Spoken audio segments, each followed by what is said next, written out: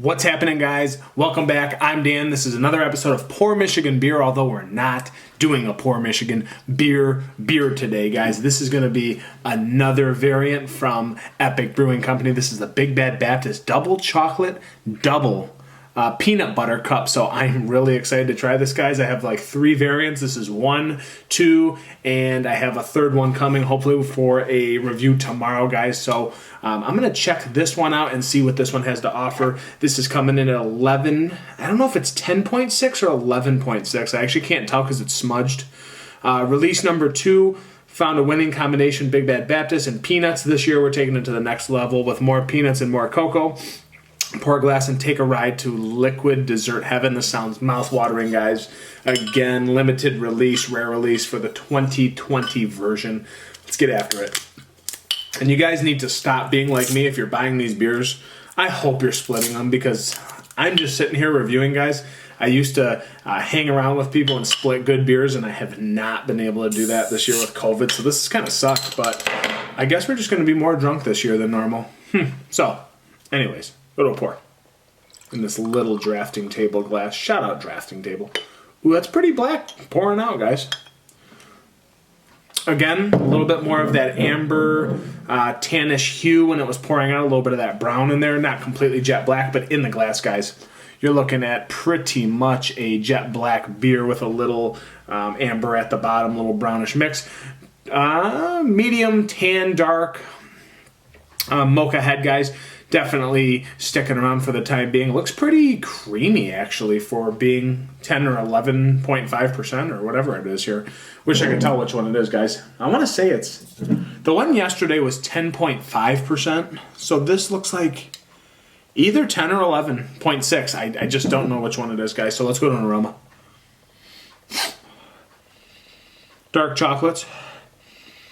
Dark roasted malt, definitely peanuts and peanut butter chocolate hints in it.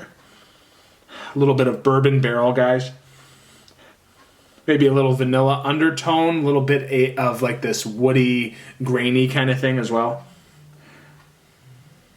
More chocolate, milk chocolate, peanuts. Again, just kind of like that, a hint of like peanut butter cup, guys. It's not huge, it's not enormous, doesn't smell overly sweet. Let's go to a cheers. This is the Epic double chocolate, double peanut butter cup, not the single.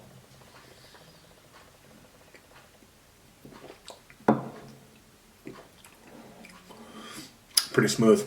Pretty smooth mouthfeel. Wow. I'm going to guess this is 10.6. It drinks more of that base like yesterday, kind of thinner, decently creamy. It's got a nice smooth buttery mouthfeel. If you would, it's actually like peanut butter and butter combination the way it goes down, guys. It's not sticky though, not viscous.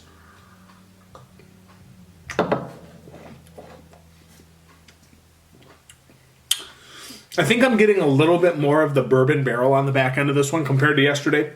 There was like a tartness with that raspberry kind of interwoven into the beer that it kind of muted the barrel, if you will. It kind of overtook the barrel, and it kind of left you wanting more of the barrel. I mean, when you're going for a bourbon barrel-aged beer, you usually want that barrel at some transparency, guys. This one is showing nicely. It's not too overly heavy, but it's got that nice kind of calm, charred, woody back end. Not woody, I shouldn't say, but there's a woody, grainy thing in there. But that bourbon char kind of just very subtle the way it just slow burns you like a jalapeno in the back of your throat, guys. Really nice barrel presence in this compared to yesterday. Subtle peanut butter. You do get the peanut butter cup notes, but I do get this roasted kind of dry peanutty finish. In the beginning, also a little bit more sweetness, a little bit of vanilla, kind of milky dark chocolate presence as well, guys. Almost like a little... could say like brownie batter. It does have this like brownie batter kind of complex to it. Almost comes across the same amount as the peanut butter actually does. I wish there was a little bit more peanut butter in here, but really, really nice smooth creaminess to this one. Not quite creamy, but it's smooth. It's very nice. A little bit of roasted coffee too. Like that's what I'm getting too. There's some like Definitely some nice roasted coffee in this beer that's mixed up with that peanut butter kind of presence in there, guys. That's a really tasty beer. Like, there's no complaints about this. It's just I kind of want more peanut butter. I love peanut butter to the max. I mean, like, chocolate and peanuts in a beer to me is like awesome, but I like dry roastiness. This has some of that roasty, darker malt presence in here. It's not this overly sweet kind of desserty thing. It is a solid dessert in a glass, but it's not to the sweet level that just kind of drives your palate nuts, guys, where it's not going to be drinkable. You can't go back for another small glass. This I could do a solid full glass of easily.